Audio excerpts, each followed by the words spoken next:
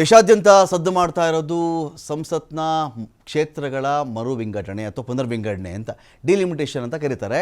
ಇದಾದರೆ ದಕ್ಷಿಣದ ರಾಜ್ಯಗಳಿಗೆ ಅನ್ಯಾಯ ಆಗುತ್ತೆ ಅಂತ ಹೇಳ್ತಾ ಇದ್ದಾರೆ. ಇದರ ನಡುವೆ ಕೇಂದ್ರ ಸಚಿವರಾಗಿರ್ತಕ್ಕಂಥ ಅಮಿತ್ ಶಾ ಅವರು ಒಂದು ಮಾತನ್ನು ಹೇಳಿದರು. ನೋಡಿ, ದಕ್ಷಿಣದ ರಾಜ್ಯಗಳ ಕ್ಷೇತ್ರಗಳಲ್ಲಿ ಒಂದೇ ಒಂದು ಸ್ಥಾನ ಕೂಡ ಕಡಿಮೆ ಆಗೋಕ್ಕೆ ನಾನು ಬಿಡಲ್ಲ ಅಂತ. ಯಾರೇ ಇದನ್ನು ಕೇಳಿದ್ರು ಕೂಡ ಒಂದು ಸ್ಥಾನ ಕಡಿಮೆ ಆಗಲ್ವಲ್ರಿ, ಇನ್ನೇನು ಪ್ರಾಬ್ಲಮ್ ಇವರಿಗೆ, ಯಾಕೆ ಮರು ವಿಂಗಡಣೆ ಆಗಬಾರ್ದು ಅಂತ ಇನ್ ಜನರಲ್ ಮಾತಾಡ್ಬಿಡ್ತಾರೆ. ಇಲ್ಲಿ ಸ್ಥಾನ ಕಡಿಮೆ ಆಗುವುದು ಅಥವಾ ಸ್ಥಾನ ಹೆಚ್ಚಾಗುವುದು ಪ್ರಾತಿನಿಧ್ಯದ ಶೇಕಡಾವಾರಿನಲ್ಲಿ ದಕ್ಷಿಣದ ರಾಜ್ಯಗಳ ಕಥೆ ಏನಾಗುತ್ತೆ ಎನ್ನುವುದರ ಮೇಲೂ ಕೂಡ ಅವಲಂಬನೆ ಆಗುತ್ತೆ. ಇದು ಹೇಗೆ ಅಂದರೆ, ಈಗ 100 ಸ್ಥಾನಗಳಿತ್ತು, ಮುಂದಕ್ಕೆ ನಾವು 150 ಸ್ಥಾನವನ್ನು ಮಾಡ್ತೀವಿ ಅಂತ ಬಂದಾಗ 150 ಆಗುತ್ತಲ್ರಿ, ದಕ್ಷಿಣದ ರಾಜ್ಯಗಳದ್ದು ಜಾಸ್ತಿ ಮಾಡ್ತಾ ಇದ್ದಾರೆ ಅಂತ ಬಂದಾಗ ಈ ದಕ್ಷಿಣದ ರಾಜ್ಯಗಳನ್ನ ನೀವು 30 ಇರೋ ಕಡೆ 35 ಮಾಡ್ತೀನಿ, 25 ಇರೋ ಕಡೆ 28 ಮಾಡ್ತೀನಿ ಅಂತ ಮಾಡಿ, ಉತ್ತರದ ರಾಜ್ಯಗಳಿಗೆ 80 ಇರೋದನ್ನ 128 ಮಾಡ್ತೀನಿ ಅಂತ ಮಾಡಿಬಿಟ್ರೆ ಪ್ರಾತಿನಿಧ್ಯದ ಶೇಕಡಾವಾರು ಪಾಲನೆ ದಕ್ಷಿಣದ ರಾಜ್ಯಗಳದ್ದು ಕಡಿಮೆ ಆಗಿಬಿಟ್ಟಾಗ ಗತಿ ಏನು ಅಂತ ದಕ್ಷಿಣದ ರಾಜ್ಯಗಳ ಪ್ರಶ್ನೆ. ಇದರಲ್ಲಿ ಸ್ಟಾಲಿನ್ ಅವರು ದೊಡ್ಡ ಮಟ್ಟದಲ್ಲಿ ಧ್ವನಿ ಎತ್ತಿದ್ದಾರೆ. ದಕ್ಷಿಣದ ಬೇರೆ ರಾಜ್ಯಗಳ ಮುಖ್ಯಮಂತ್ರಿಗಳಿಗೆ ಯಾಕೋ ಇದಿನ್ನೂ ಕೂಡ ಅಷ್ಟು ಆಳಕ್ಕೆ ಹೋದಂತೆ ಕಾಣಿಸ್ತಾ ಇಲ್ಲ. ಅನ್ಯಾಯ ಹೇಗಾಗುತ್ತಪ್ಪ ಹಾಗಾದರೆ? ಇಲ್ಲಿ ಇಂಟ್ರೆಸ್ಟಿಂಗ್ ವಿಚಾರ ಇದೆ. ಇಲ್ಲಿ ಈ ಅಂಕಿ ಸಂಖ್ಯೆಗಳಲ್ಲಿ ನಾನು ನಿಮ್ದು ಒಂದೇ ಒಂದು ಸ್ಥಾನ ಕೂಡ ಕಡಿಮೆ ಮಾಡಲ್ಲ ಎನ್ನುವುದು ಅನ್ಯಾಯವೇ ಆಗಲ್ಲ ಅಂತ ಅರ್ಥನಾ, ಅಥವಾ ಶೇಕಡಾವಾರು ಪ್ರಾತಿನಿಧ್ಯದಲ್ಲಿ ಉತ್ತರದ ರಾಜ್ಯಗಳ ಸಂಖ್ಯೆ ಏರಿಕೆಯಾಗಿ ದಕ್ಷಿಣದ ರಾಜ್ಯಗಳ ಸಂಖ್ಯೆ ಅಂದರೆ ರಾಜ್ಯಗಳ ಲೋಕಸಭಾ ಸ್ಥಾನಗಳ ಸಂಖ್ಯೆ ಸ್ವಲ್ಪ ಪ್ರಮಾಣದಲ್ಲಿ ಏರಿಕೆ ಮಾಡಿದಾಗ ಓವರಾಲ್ ಪ್ರಾಬಲ್ಯ ಅಂತ ಚೆಕ್ ಮಾಡಿಕೊಂಡಾಗ ಅವ್ರದ್ದೇ ಪ್ರಾಬಲ್ಯ ಜಾಸ್ತಿ ಆಗಿಬಿಡುತ್ತೆ ಅಂತ ಪ್ರಶ್ನೆ ಇದೆ ಇಲ್ಲಿ. ನೋಡಿ, ದಕ್ಷಿಣದ ಭಾರತದ ರಾಜ್ಯಗಳ ಆತಂಕ ಏನು? ಹೊಸ ಸಂಸತ್ ಭವನದ ಲೋಕಸಭೆಯಲ್ಲಿರ್ತಕ್ಕಂಥ ಆಸನಗಳೆಷ್ಟು? 50 ವರ್ಷಗಳಿಂದ ಕ್ಷೇತ್ರಗಳ ಪುನರ್ವಿಂಗಡಣೆ ಆಗೇ ಇಲ್ಲ. ಆಗಬೇಕು. ಹೌದು, ಜನಸಂಖ್ಯೆ ಜಾಸ್ತಿ ಆಗಿರುತ್ತೆ, ಬದಲಾಗಿರುತ್ತೆ, ಮಾಡಬೇಕಾಗುತ್ತೆ. ಇದನ್ನು ಗಮನದಲ್ಲಿ ಇಟ್ಕೊಂಡೇ ಹೊಸ ಸಂಸತ್ ಭವನ ಉದ್ಘಾಟನೆ ಮಾಡಿರೋದು ಇವರು. ಎಷ್ಟು ಸೀಟ್ ಇದೆಯಪ್ಪ ಇದರಲ್ಲಿ ಅಂತ ನೋಡಿದ್ರೆ ನಿಮ್ಗೆ ಆಶ್ಚರ್ಯ ಆಗುತ್ತೆ. ನೋಡಿ, ನಮ್ಮ ಲೋಕಸಭಾ ಸದಸ್ಯರ ಸ್ಥಾನಗಳ ಸಂಖ್ಯೆ 543. ಈ ಲೋಕಸಭೆಯಲ್ಲಿ 888 ಆಸನಗಳಿವೆ. ಹಾಗಾದ್ರೆ 888 ಮಾಡಿಬಿಡ್ತಾರಾ? ಇಲ್ಲ, ಅಷ್ಟು ಮಾಡದೇ ಇದ್ದರು ಏರಿಕೆಯಾಗುವುದಂತೂ ನಿಶ್ಚಿತ. ಇಲ್ಲಿ ನೋಡಿ, ಲೋಕಸಭೆಯಲ್ಲಿ ಕ್ಷೇತ್ರಗಳ ಸಂಖ್ಯೆಯನ್ನು ಏರಿಕೆ ಮಾಡಬೇಕಾದ್ರೆ ಈ ಸಂಖ್ಯೆಗೂ ಕೂಡ ಪ್ರಮುಖವಾಗುತ್ತೆ. ದೇಶಾದ್ಯಂತ ಡಿಲಿಮಿಟೇಷನ್ ಬಗ್ಗೆ ಸಾಕಷ್ಟು ವಿರೋಧ ಕೂಡ ಇತ್ತು. ಈಗಲೂ ಬೇರೆ ಬೇರೆ ರಾಜ್ಯಗಳು ಅಪಸ್ವರವನ್ನು ತೆಗಿತಾ ಇವೆ. ಏನಾಗುತ್ತೆ ನೋಡಿ, ಈಗ ವಿಚಾರಕ್ಕೆ ಬರೋಣ ನಾವು. ದಕ್ಷಿಣದ ರಾಜ್ಯಗಳಲ್ಲಿ ಒಂದು ವೇಳೆ ಕ್ಷೇತ್ರ ಪುನರ್ವಿಂಗಡಣೆ ಆದರೆ ಏನಾಗಬಹುದು ಅಂತ ಲೋಕಸಭಾ ಸ್ಥಾನಗಳ ವಿವರ ನೋಡ್ತಾ ಬರೋಣ ನಾವಿಲ್ಲಿ. ತಮಿಳುನಾಡು 39 ಇದೆಯಪ್ಪ. ಇದು ಈಗ ಮತ್ತೆ ಪುನರ್ವಿಂಗಡಣೆ ಮಾಡಿದ್ರೆ 41 ಮಾಡ್ತೀವಿ ನಾವು ಅಂತ. ಆವಾಗ ಯಾರೇ ನಂಬರ್ ನೋಡಿದ ತಕ್ಷಣ ಅನಿಸುತ್ತೆ, ಏನ್ರಿ ಸ್ಟಾಲಿನ್ ಅವರು ಸುಮ್ಮನೆ ಜಾಸ್ತಿ ಮಾಡಿಕೊಟ್ಟಿದ್ದಾರಲ್ರಿ 2 ಸ್ಥಾನಗಳನ್ನು, ಇನ್ನೇನ್ರಿ ಇವ್ರಿಗೆ ಸ್ಥಾನ ಕಡಿಮೆ ಮಾಡಿಬಿಡ್ತಾರೆ, ಏನಕ್ಕೆ ಇಷ್ಟೊಂದು ಮಾತಾಡ್ತಿರೋದು ಇವರು ಅಂತ ಹೇಳ್ತಾರೆ. ಕರ್ನಾಟಕ 28 36 ಆಗ್ತಿದೆಯಲ್ರಿ ಜನಸಂಖ್ಯೆ ಆಧಾರದ ಮೇಲೆ. ಎಷ್ಟು 8 ಸ್ಥಾನ ಜಾಸ್ತಿ ಆಯ್ತಲ್ರಿ, ಯಾಕೆ ಇಷ್ಟೊಂದು ಮಾತಾಡಬೇಕಿದ್ರ ಬಗ್ಗೆ? 8 ಸ್ಥಾನ ಜಾಸ್ತಿ ಆದರೆ 8 MP ಸ್ಥಾನ ಜಾಸ್ತಿ ಆಗುತ್ತೆ, ಕಡಿಮೆ ಏನ್ರಿ, ಹುಡುಗಾಟವೇನ್ರಿ ಅಂತ ಮಾತಾಡ್ತಾರೆ. ಅದೇ ಥರ ತೆಲಂಗಾಣ 17 ಇದ್ದಿದ್ದು 20 ಆಯಿತು, ಆಂಧ್ರ 25 ಇದ್ದಿದ್ದು 28 ಆಯಿತು, ಕೇರಳಕ್ಕೆ 17 ಇದ್ದಿದ್ದು 19 ಆಯಿತು ಅಂತ. ಯಾರೇ ಈ ನಂಬರ್ ನೋಡಿದ ತಕ್ಷಣ ಮೊದಲು ಮೈಂಡಿಗೆ ಬರೋದು ಇದ್ದಂಥ ಸ್ಥಾನವನ್ನು ಪುನರ್ವಿಂಗಡಣೆ ಕಿತ್ಕೊಂಡಿಲ್ಲ, ಬದಲಿಗೆ ಜಾಸ್ತಿನೇ ಮಾಡಿಕೊಟ್ಟಿದೆ ಅಂತ. ಇಲ್ಲಿ ಸ್ಥಾನಗಳು ಜಾಸ್ತಿ ಆಗೋದು ದಕ್ಷಿಣ ಭಾರತಕ್ಕೆ ನಾವು ನೋಡ್ತಾ ಇದ್ದೀವಿ. ಉತ್ತರ ಭಾರತಕ್ಕೆ ಸ್ಥಾನಗಳ ಸಂಖ್ಯೆ ಜಾಸ್ತಿ ಆಗುವುದು ಮತ್ತು ಓವರಾಲು ಶೇಕಡಾವಾರು ವಿಚಾರದಲ್ಲಿ ಉತ್ತರದ ರಾಜ್ಯಗಳ ಪ್ರಾಬಲ್ಯ ಎಷ್ಟಕ್ಕಿರುತ್ತೆ, ದಕ್ಷಿಣದ ರಾಜ್ಯಗಳ ಪ್ರಾಬಲ್ಯ ಎಷ್ಟು ಪರ್ಸೆಂಟೇಜಲ್ಲಿರುತ್ತೆ ಅಂತ ವಿಷಯ ಇದೆಯಲ್ಲ, ಅಲ್ಲಿರೋದೇ ನಿಜವಾದ ಟ್ರಿಕ್. ಉತ್ತರದ ರಾಜ್ಯಗಳು ಚೆಕ್ ಮಾಡ್ಕೊಂಡು ಬರೋಣ ನಾವಿಲ್ಲಿ. ಕ್ಷೇತ್ರ ಪುನರ್ವಿಂಗಡಣೆ ಆದರೆ ಹಾಲಿ ಇರ್ತಕ್ಕಂಥ ಸೀಟ್ ಎಷ್ಟು, ಜೊತೆಗೆ ಜಾಸ್ತಿ ಆಗೋದೆಷ್ಟು ಅಂತ ಒಂದು ಅಂದಾಜಿಗೆ ಚೆಕ್ ಮಾಡೋದಾದರೆ ನೋಡಿ, UPನಲ್ಲಿ 80 ಲೋಕಸಭಾ ಕ್ಷೇತ್ರಗಳಿದೆ. ಇಡೀ ಇಂಡಿಯಾದಲ್ಲಿ ಜನಜನಿತ ಮಾತೇನು ಅಂತ ಹೇಳಿದ್ರೆ, ಉತ್ತರ ಪ್ರದೇಶವನ್ನು ಯಾರು ಗೆಲ್ತಾರೋ ಲೋಕಸಭಾ ಚುನಾವಣೆಯಲ್ಲಿ ಅವರು ದೆಹಲಿಗೆ ಹತ್ತಿರ ಆಗ್ತಾರೆ, ಆಳ್ವಿಕೆಗೆ ಹತ್ತಿರ ಆಗ್ತಾರೆ ಅಂತ. ನೋಡಿ, ಇಲ್ಲಿ 80ರಿಂದ 128 ಆಗುತ್ತೆ ಉತ್ತರ ಪ್ರದೇಶದ ಲೋಕಸಭಾ ಸ್ಥಾನಗಳ ಸಂಖ್ಯೆ. ಇಲ್ಲಿ 80, ಇಲ್ಲಿ 128 ಅಂತ ಒಂದು ಚರ್ಚೆ ಇಲ್ಲಿದೆ. 80ಕ್ಕೆ 128 ಅವ್ರಿಗೆ ಜನಸಂಖ್ಯೆ ಜಾಸ್ತಿ ಇದೆ. ಇಲ್ಲಿ ಜನಸಂಖ್ಯೆ ನಿಯಂತ್ರಣ ಮಾಡಲಿಲ್ಲ ಆ ರಾಜ್ಯ, 128 ಆಯಿತು. ಇದೊಂದು ಭಾಗನ. ಅಲ್ಲಿಗೆ ನಿಮ್ಗೆ ಆಶ್ಚರ್ಯ ಆಗೋದೇನೆಂದರೆ, ಹಾಲಿ 80 ಸ್ಥಾನಗಳಿಗಿಂತ 48 ಸ್ಥಾನಗಳು ಅವ್ರಿಗೆ ಜಾಸ್ತಿ ಆಗಿಬಿಡುತ್ತೆ. ಅಂದರೆ ನಿಯರ್ಲಿ 50% ಲೋಕಸಭಾ ಸ್ಥಾನಗಳು ಅವ್ರಿಗೆ ಜಾಸ್ತಿ ಆಗಿಬಿಡುತ್ತೆ. 50% ಸೀಟ್ಗಳ ಸಂಖ್ಯೆ ಜಾಸ್ತಿ ಆಗೋದಲ್ಲಿ ಬಿಹಾರ 40 ಇರೋದು 70 ಆಗುತ್ತೆ, 40 ಸೀಟ್ಸ್ ಇರೋದು 70 ಸೀಟ್ಸ್ ಆಗಿಬಿಡುತ್ತೆ. ಹತ್ತಿರ ಅವರು ಕೂಡ 40% ಅವ್ರಿಗೂ ಜಾಸ್ತಿ ಆಗಿಬಿಡುತ್ತೆ. ಮಧ್ಯಪ್ರದೇಶ 29 ಇರೋದು 17 ಸ್ಥಾನ ಜಾಸ್ತಿ ಆಗುತ್ತೆ ಅವ್ರಿಗೆ. 18 ಸ್ಥಾನ ಜಾಸ್ತಿ ಆಗುತ್ತೆ, 47 ಆಗುತ್ತೆ ಅವ್ರಿಗೆ. ಮಹಾರಾಷ್ಟ್ರ 48 ಇರೋದು 68 ಆಗುತ್ತೆ. ಸ್ಟ್ರೈಟ್ ಅವೇ ನೀವು ಉತ್ತರದ ರಾಜ್ಯಗಳು ಯಾವ್ದಾದ್ರು ಚೆಕ್ ಮಾಡ್ಕೊಂಡು ಬನ್ನಿ, ಎಲ್ಲರೂ ನಿಯರ್ಲಿ 50 ಸೀಟ್ಸ್ ಜಾಸ್ತಿ 50% ಸೀಟ್ಸ್ ಜಾಸ್ತಿ ಆಗ್ತಿದೆ ಅವ್ರಿಗೆ. 50%. ನಮಗೆ 28 ಇರೋದನ್ನು ನೀವು ಇನ್ನೂ ಅದಕ್ಕೆ 14 ಸೇರಿಸ್ತೀವಿ ಅಂದರೆ ನಮಗೇನಾಗುತ್ತೆ ಹೇಳಿ? 28 14 ಸೇರಿಸ್ತೀವಿ ಅಂದರೆ 50% ಆಗಿಬಿಡುತ್ತೆ ಅದು. ಇಲ್ಲ, ದಕ್ಷಿಣ ರಾಜ್ಯಗಳು ಈ ಥರ ಆಗಿಲ್ಲ. ಉತ್ತರದ ರಾಜ್ಯಗಳು ನೋಡಿ ನೀವು, ಹತ್ತಿರ ನಿಮಗೆ 50% ಜಾಸ್ತಿ ಆಗ್ತಿದೆ ಸ್ಟ್ರೈಟ್ ಅವೇ ಸೀಟ್ಗಳು.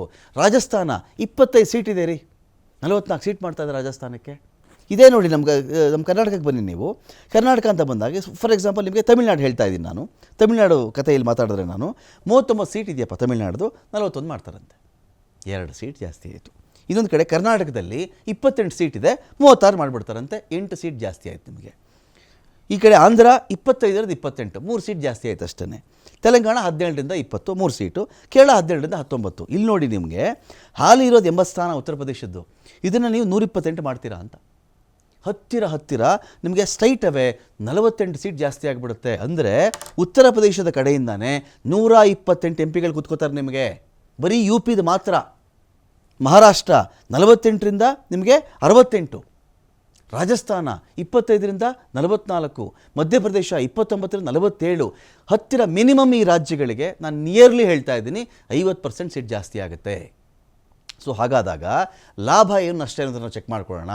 ಹಾಲಿ ಲೋಕಸಭಾ ಸ್ಥಾನಗಳು 543, ದಕ್ಷಿಣ ಭಾರತದ್ದು ಈ 543 ಸ್ಥಾನಗಳಲ್ಲಿ 129 ಇದೆ. 129 ಲೋಕಸಭಾ ಸ್ಥಾನಗಳನ್ನು ದಕ್ಷಿಣ ಭಾರತದ ರಾಜ್ಯಗಳು ಹೊಂದಿವೆ.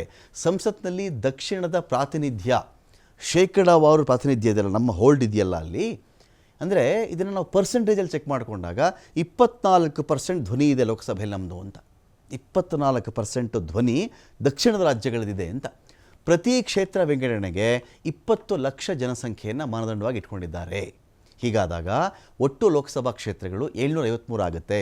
ದಕ್ಷಿಣ ಭಾರತದ ರಾಜ್ಯಗಳ ಸ್ಥಾನ 144 ಆಗುತ್ತೆ. ಎಷ್ಟರಿಂದ ನಾವು ಚೆಕ್ ಮಾಡಿಕೊಂಡಾಗ ಈಗಿರ್ತಕ್ಕಂಥ 129ರಿಂದ ದೊಡ್ಡ ಘನಂದಾರಿ ನಮಗೇನು ಸಿಕ್ಬಿಟ್ಟಿಲ್ಲ, ಅಲ್ಲಿ 144 ಆಗುತ್ತೆ ರೀ. 129, 144 ಅಂತ ಹೇಳಿದ್ರೆ ನಿಮಗೆ 15 ಸ್ಥಾನಗಳು ನಿಮಗೆ ಜಾಸ್ತಿ ಆಗಬಹುದು. ಬರೀ 15 MP ನಮಗೆ ಜಾಸ್ತಿ ಆಗ್ತಾರೆ. ಬರೀ UP 1ರಲ್ಲೇ ನಿಮಗೆ 48 MP ನಿಮ್ಗೆ ಜಾಸ್ತಿ ಆಗಿಬಿಡ್ತಾರೆ. 80ರಿಂದ 128 ಆಗಿಬಿಡ್ತಾರೆ. ದಕ್ಷಿಣದ ಎಲ್ಲ ರಾಜ್ಯಗಳು ಸೇರಿಸ್ಕೊಂಡ್ರು ಕೂಡ ನಮಗಿಲ್ಲಿ ಚೆಕ್ ಮಾಡಿಕೊಂಡಾಗ ನಾವು ಚೆಕ್ ಮಾಡ್ತಾ ಇದ್ದೀವಲ್ಲ, ಇಲ್ಲಿ ದಕ್ಷಿಣದ ಎಲ್ಲ ರಾಜ್ಯಗಳು ಸೇರಿಸ್ಕೊಂಡ್ರು ನಿಮಗೆ 144 ಆಯಿತು. ಇದ್ದಿದ್ದೆಷ್ಟು 129 ಅಂತ ಹೇಳಿ, ಅಲ್ಲಿಗೆ ನಿಮಗೆ 15 ಸ್ಥಾನ ಜಾಸ್ತಿ ಆಯಿತು. ಒಂದು UP ದಕ್ಷಿಣದ ರಾಜ್ಯವನ್ನು ಅದೇ ಓವರ್ಟೇಕ್ ಮಾಡಿ ಬಿಸಾಕ್ಬಿಟ್ಟಿರುತ್ತೆ. ಒಟ್ಟು ಪ್ರಾತಿನಿಧ್ಯ ನೋಡಿ, ಇಲ್ಲಿ ಪ್ರಾತಿನಿಧ್ಯದ ವಿಚಾರಕ್ಕೆ ನಾನು ಬಂದೆ. ಈಗಿರೋದಷ್ಟು ಪ್ರಾತಿನಿಧ್ಯ ಅಂತ ಬಂದಾಗ 24% ಇದೆಯಲ್ಲ, ಇದು ಓವರಾಲ್ ಆಗಿ 19%ಗೆ ಕುಸಿದು ಬಿಡುತ್ತೆ. ಇದನ್ನು ಎಲ್ಲಿ ಇವರು ನಮಗೆ ಮರೆಮಾಚ್ತಾ ಇದ್ದಾರೆ ಅಂತ ಹೇಳಿದ್ರೆ, ನಿಮ್ಮ ಸ್ಥಾನ ಏನು ನಾವು ಕಡಿಮೆ ಮಾಡ್ತಿಲ್ವಲ್ಲ, ನಿಮ್ಮ ಸ್ಥಾನ ನಾವು ಇಳಿಸ್ತಾ ಇದ್ದೀವಾ, ಸೀಟ್ ಕಡಿಮೆ ಮಾಡಿಬಿಟ್ವಾ, 2 ಜಾಸ್ತಿ ಮಾಡಿದ್ದೀವಿ, 6 ಜಾಸ್ತಿ ಮಾಡಿದ್ದೀವಿ, 3 ಜಾಸ್ತಿ ಮಾಡಿದ್ದೀವಿ. ನೀವು ಅಲ್ಲೂ ಒಂದು ಚೆಕ್ ಮಾಡ್ಕೊಳ್ಬಹುದು. ನಿಮಗೆ ಯಾವುದೋ ಒಂದು ಪಾರ್ಟಿ, ಯಾವುದೋ ಒಂದು ಪಕ್ಷ ತನ್ನ ಪ್ರಾತಿನಿಧ್ಯ, ತನ್ನ ಪ್ರಾಬಲ್ಯವಿರ್ತಕ್ಕಂಥ ರಾಜ್ಯಗಳನ್ನು ತುಂಬ ಫೋಕಸ್ ಆಗಿ ಇಟ್ಕೊಂಡಿದೆ ಅಂತ ಹೇಳಿ ಇಲ್ಲಿ ನಿಮ್ಗೆ ಅರ್ಥ ಆಗಿಬಿಡುತ್ತೆ. ನಿಮ್ಗೆ ಸೀಟ್ಗಳ ಏರಿಕೆಲೆ ಅದು ಅರ್ಥ ಆಗಿಬಿಡುತ್ತೆ ನಿಮಗೆ. ತಾನು ಎಲ್ಲೆಲ್ಲಿ ಸ್ಟ್ರಾಂಗ್ ಇದ್ದೀನೋ ಜಾಸ್ತಿ ಜನ ನನ್ನ ಕಡೆಯವರು ಇರಲಿ, ಅಲ್ಲಿ ತಾನು ಎಲ್ಲೆಲ್ಲಿ ವೀಕ್ ಇದ್ದೀನೋ ಅಲ್ಲಿ ಜಾಸ್ತಿ ಬೇಡ ಅಂತ. ನೋಡಿ, 5% ನಷ್ಟ ಆಗೋದಿದೆಯಲ್ಲ, ಇದು ಹುಡುಗಾಟದ ಕಥೆ ಅಲ್ಲ. ಇದು ಈ ಲೆಕ್ಕಾಚಾರದಲ್ಲಿ ಉತ್ತರದ ರಾಜ್ಯಗಳಿಗೆ 80% ಪ್ರಾತಿನಿಧ್ಯ ಸಿಕ್ಕಿಬಿಡುತ್ತೆ ನಿಮಗೆ. ಅವರಿಗೆ 80% ಸಿಗೋದು, ನಮಗೆ ಬರೀ 19% ಆದಾಗ ನಮ್ಮ ವಾಯ್ಸ್ ಇರುತ್ತಲ್ಲ, ಅದು ದೊಡ್ಡ ಬೆಲೆ ಇರಲ್ಲ. ಮೋರ್ ಓವರ್ ಚುನಾವಣಾ ರಾಜಕಾರಣ ಅಂತ ಬಂದಾಗಲೂ ಕೂಡ ದಕ್ಷಿಣದ ರಾಜ್ಯಗಳ ಸೀಟು ಒಂದು ಪಕ್ಷದ ಆಳ್ವಿಕೆಯನ್ನು ನಿರ್ಧರಿಸುವಲ್ಲಿ ಅಥವಾ ಅದನ್ನು ಸೋಲಿಸುವಲ್ಲಿ ನಿರ್ಣಾಯಕ ಆಗಲಾರದು. ಹಾಗಾಗಿ ದಕ್ಷಿಣದ ರಾಜ್ಯಗಳು ಮುಂದಿನ ಲೋಕಸಭಾ ಚುನಾವಣೆಗಳಿಗೆ ಅಪ್ರಸ್ತುತ ಎನ್ನುವಷ್ಟರ ಮಟ್ಟಿಗೆ ಇದೇ ಅಂಕಿ ಸಂಖ್ಯೆ ಆಧಾರದ ಮೇಲೆ ಆದರೆ ಆಗಿಬಿಡುತ್ತೆ ಅದು ಅಂತ.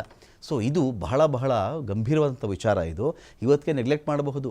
ಅದೇ ಹೇಳಿದ್ನಲ್ಲ ಕತೆ ನಾನು, 28 36 ಮಾಡಿಬಿಡ್ತೀನಿ, 29 31 ಮಾಡಿಬಿಡ್ತೀನಿ, 17 19 ಮಾಡಿಬಿಡ್ತೀನಿ, ತಕ್ಷಣ ಸೀಟನ್ನು ಕಡಿಮೆ ಮಾಡಿಲ್ಲ ಅವರು ಅಂತಾರೆ. ಆದರೆ ಯಾಕಪ್ಪ ನೀನು UPಗೆ ಉತ್ತರ ಪ್ರದೇಶಕ್ಕೆ ನೀನು 80ರಿಂದ ನೀನು ತೊಗೊಂಡು 128 ಯಾಕೆ ಮಾಡ್ತಿದ್ದೆ ನೀನು ಉತ್ತರ ಪ್ರದೇಶವನ್ನು? ಜನಸಂಖ್ಯೆ ಜಾಸ್ತಿ ಇದೆ ಅಂತ. ಸರಿ, ನಿನ್ನ ಮಾನದಂಡ ಜನಸಂಖ್ಯೆಯೇ ಆದರೆ ಜನಸಂಖ್ಯೆ ನಿಯಂತ್ರಣ ಮಾಡುವಂಥ ಹಿಂದಿನ ಸರ್ಕಾರಗಳು ಹೇಳಿತ್ತಲ್ಲ, ಅದನ್ನು ನೀವು ಯಾಕೆ ಫಾಲೋ ಮಾಡಿಲ್ಲ? ಸರಿ, ಇದಷ್ಟೇ ಮಾನದಂಡ ಸಾಕಾ? ಬರೀ ತಲೆ ಎಣಿಕೆ ಮಾಡಿಕೊಂಡು ಅದಕ್ಕೆ ತಕ್ಕಂತೆ ನೀನು ಸೀಟ್ ಕೊಡೋದಾದರೆ ಒಂದು ತಕರಾರು ಬರುತ್ತೆ ಇಲ್ಲಿ. ಜಿ ಎಸ್ ಟಿ ಮೇಲೆ ಮಾಡಿ ಇದನ್ನು. ಜಿ ಎಸ್ ಟಿ ಯಾವ ರಾಜ್ಯ ಜಾಸ್ತಿ ಕಟ್ಟುತ್ತೋ ಅದರ ಆಧಾರದ ಮೇಲೆ ಪ್ರಾತಿನಿಧ್ಯ ಡಿಸೈಡ್ ಮಾಡಿ ನೋಡೋಣ. ಕಾರಣ ಅಷ್ಟೊಂದು ಜನ ದುಡಿತಾ ಇರಬೇಕಾದ್ರೆ ಅವರ ಆಶೋತ್ತರದ ಕಡೆಗೂ ನೀನಲ್ಲಿ ಬೆಲೆ ಕೊಡಬೇಕು. ಹೆಚ್ಚಿನ ಟ್ಯಾಕ್ಸ್ ಒಂದು ರಾಜ್ಯ ಕಟ್ತಾ ಇದ್ದಾಗ ಆ ರಾಜ್ಯಕ್ಕೆ ಪೋಷಣೆ ಬೇಕಾಗತ್ತೆ, ಪ್ರಾತಿನಿಧ್ಯ ಜಾಸ್ತಿ ಬೇಕಾಗತ್ತೆ. ಆಶೋತ್ತರಗಳ ಬಗ್ಗೆ ಲೋಕಸಭೆಯಲ್ಲಿ ಕುಳಿತುಕೊಂಡು ಮಾತನಾಡುವ ಧ್ವನಿ ಜಾಸ್ತಿ ಬೇಕಾಗತ್ತೆ.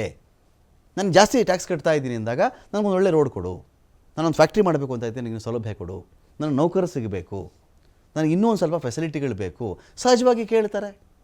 ನಾನು ಜಾಸ್ತಿ ಕಷ್ಟಪಡ್ತಾ ಇದ್ದೀನಿ, 12 ಗಂಟೆ ದುಡಿತಾ ಇದ್ದೀನಿ, 18 ಗಂಟೆ ದುಡಿತಾ ಇದ್ದೀನಿ ಅಂದಾಗ ನಂಗೆ ಸ್ವಲ್ಪ ಜಾಸ್ತಿ ಊಟ ಕೊಡ್ರಪ್ಪ ಅಂತ ಕೇಳ್ತಾರೆ. ಹಾಂ ನೋಡಿ, ಅಲ್ಲಿ 5 ಜನ ಇದ್ದಾರೆ, ಇಲ್ಲಿ 3 ಜನ ಇದ್ದಾರೆ, 3 ಜನಕ್ಕೆ ಎಷ್ಟು ಬೇಕೋ ಅಷ್ಟೇ ಕೊಡೋದು ಅಂತ ಹೇಳಿಬಿಟ್ರೆ ನೋ, ಆ ವಾದ ಒಪ್ಪಕ್ಕಾಗಲ್ಲ ಅಲ್ಲ. ನಿಮ್ಮದೇ ವಿಚಾರಕ್ಕೆ ಬರ್ತೀನಿ ನಾನು. ರಾಷ್ಟ್ರಪಕ್ಷಿ ಅಂತೀರಿ ನೀವು, ನವಿಲು ಅಲ್ವಾ? ತಮಿಳ್ನಾಡು ತಕರಾರು ಮಾಡಿದ್ದು ಏನಕ್ಕೆ ಅಂತ ಹೇಳಿದ್ರೆ, ಯಾವ ಆಧಾರದ ಮೇಲೆ ನವಿಲು ಮಾಡಿದ್ರಪ್ಪ ನೀವು ಅಂತ ಕೇಳುತ್ತೆ ತಮಿಳ್ನಾಡು ವಿಧಾನಸಭೆಯೂ ಕೇಳಿದ್ರು, ಲೋಕಸಭೆಯಲ್ಲೂ ಕೇಳಿದ್ರು ಅದನ್ನು. ಅದು ಅಪರೂಪ ಅನ್ನೋ ಒಂದು ಕಾರಣಕ್ಕೆ ನಾವು ಮಾಡಿದ್ದೀವಿ ಅಂಥೇಳಿ. ಬೇರೆ ವಿಚಾರಕ್ಕೆಲ್ಲ ಜನಸಂಖ್ಯೆ ಮೇಲೆ ಹೇಳ್ತೀರಿ ನೀವು, ಸಂಖ್ಯೆ ಮೇಲೆ ಹೇಳ್ತೀರಲ್ಲ.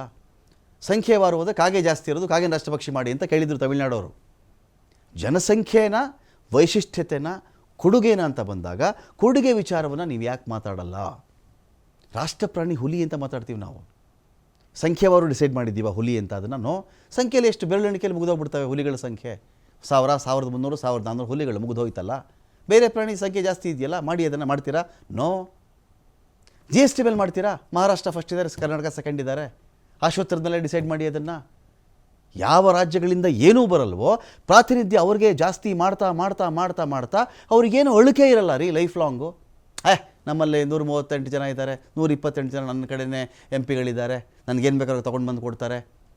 ನಾನು ₹1 ಕೊಟ್ಟರೆ ಅವ್ರು ₹2 ನನಗೆ ಎಕ್ಸ್ಟ್ರಾ ಕೊಡ್ತಾರೆ ಅಂತ ಬಂದಾಗ ಅವ್ರಿಗೆ ಯಾವತ್ತೂ ಆತಂಕವೇ ಬರಲ್ಲ. ದಕ್ಷಿಣದ ರಾಜ್ಯಗಳು ಬರೀ ದುಡಿಯೋಕ್ಕಿರ್ತೀವಿ ಅಷ್ಟೇ ಅವಾಗ. ಇದು ದಕ್ಷಿಣದ ರಾಜ್ಯಗಳ ಮೂಲ ಆತಂಕ ಇಲ್ಲಿ. ಇದನ್ನು ಮಾನದಂಡ ಅಂತ ಬಂದಾಗ ನೀವು ಜಿ ಎಸ್ ಟಿ ಮೇಲೆ ಮಾಡಿ, ತೆರಿಗೆಗಳನ್ನು ಮೇಲೆ ಮಾಡಿ, ತೆರಿಗೆ ಹಂಚಿಕೆ ವಿಚಾರದಲ್ಲಿ ನೀವು ಮಾಡಿ ನೋಡೋಣ. ಯಾಕೆಂದರೆ ಉತ್ತರ ರಾಜ್ಯದಲ್ಲಿ ತೆರಿಗೆನೇ ಇಲ್ವಲ್ಲ ಅಷ್ಟು. ಫಸ್ಟ್ ಕಟ್ಟದೆ ಮಹಾರಾಷ್ಟ್ರ, ಸೆಕೆಂಡ್ ನಾವು ಕಟ್ತಾ ಇದ್ದೀವಿ ಹೈಯೆಸ್ಟು ಇಡೀ ಇಂಡಿಯಾದಲ್ಲಿ. ತೆರಿಗೆ ಮಾನದಂಡ ಅಲ್ಲಿಗೆ ಬರಲ್ಲ. ಇವರಿವ್ರ ಅನುಕೂಲಕ್ಕೆ ತಕ್ಕಂತೆ, ಇವರಿವರ ಪ್ರಾಬಲ್ಯಗಳಿಗೆ ತಕ್ಕಂತೆ, ಇವರಿಗೆ ಲೋಕಸಭೆಯಲ್ಲಿ ಸೀಟ್ ಹೆಚ್ಚಿನ ಮಟ್ಟಕ್ಕೆ ಗಿಟ್ಟಿಸ್ಕೊಳ್ಳೋದು ತಕ್ಕಂತೆ ಡಿಲಿಮಿಟೇಷನ್ ಮಾಡುವುದಾದರೆ ಅದರ ಅತಿ ದೊಡ್ಡ ಹೊಡೆತ ಬೀಳುವುದು ದಕ್ಷಿಣದ ರಾಜ್ಯಗಳಿಗೇನೆ. ಈ ಒಂದು ವಿಚಾರವನ್ನೇ ಸ್ಟಾಲಿನ್ ಇಲ್ಲಿ ಮಾತಾಡ್ತಾ ಇರೋದು.